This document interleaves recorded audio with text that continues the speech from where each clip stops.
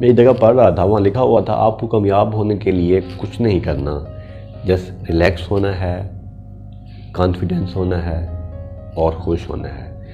آپ نے فیل کیا ہوگا جب آپ خوش ہوتے ہیں آپ کے اندر وہ کریٹیوٹی، وہ چیزیں آپ کے دماغ میں آ رہی ہوتی ہیں جو پہلے کبھی نہیں آئی ہوتی۔ جب ہم کسی بھی چیز کا خوف لیے، سٹریس لے کر کوئی بھی کام کر رہے ہوتے ہیں تو ہماری اٹینشن اس میں ڈیوائیڈ ہو رہی ہوتی ہے، اور وہ اٹینشن ہمارا سٹریس، ہمارا خوف لے کے پھر رہا ہوتا ہے۔ جب ہم ایک کامیاب زندگی کا خواب دیکھتے ہیں تو وہ ایک خواب ایک کانفیڈنس سے حاصل ہوتا ہے۔ ہر وہ شخص جو بااعتماد ہے، جس کو اپنے اوپر پورا بھروسہ ہے، یقین ہے اور کانفیڈنٹ ہے، وہ کوئی بھی کام کر جاتا ہے۔ جب ہمیں اپنے اوپر ہی کانفیڈنس نہیں ہوتا تو ہم کوئی بھی سٹیپ لینے سے ہچکچاتے ہیں اور لگتا ہے کہ ہم نہیں کر پائیں گے۔ مجھے یاد ہے جب ہم اسکول میں بیٹھے ہوتے تھے تو ہماری میم اٹینڈنس لگانے کے لیے جب میرا نام پکارتی تھیں تو مجھے خوف محسوس ہوتا تھا جب میں جواب دیتا تھا۔ مجھے لگتا تھا جب میں جواب دوں گا تو بچے مجھے دیکھیں گے، میم مجھے دیکھے گی۔ مطلب اس حد تک لو کانفیڈنس کہ شاید کوئی اس بات کو ایکسیپٹ بھی نہ کرے کہ اس حد تک بھی کوئی انسان ہو سکتا ہے۔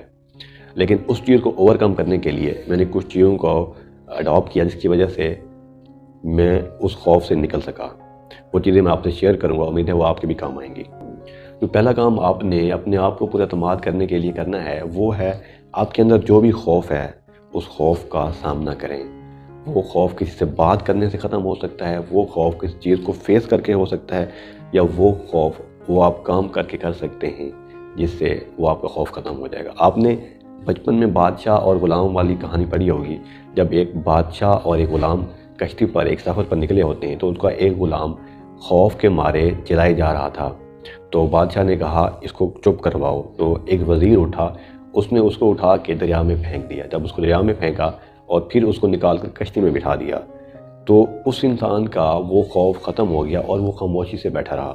اس کے پیچھے راز یہی تھا کہ جب تک اس نے اس خوف کو محسوس نہیں کیا تھا تو وہ خوف بہت بڑا تھا۔ جب اس کو ریلائز ہو گیا کہ یہ خوف ہے، جب اس نے اس کا سامنا کر لیا تو وہ خوف کافی حد تک ختم ہو گیا اور وہ خاموش ہو گیا۔ اسی طرح ہماری لائف میں بھی ہوتا ہے، جب ہم کسی بھی چیز کا خوف سے اس کو فیس کر لیتے ہیں تو وہ خوف ختم ہو جاتا ہے۔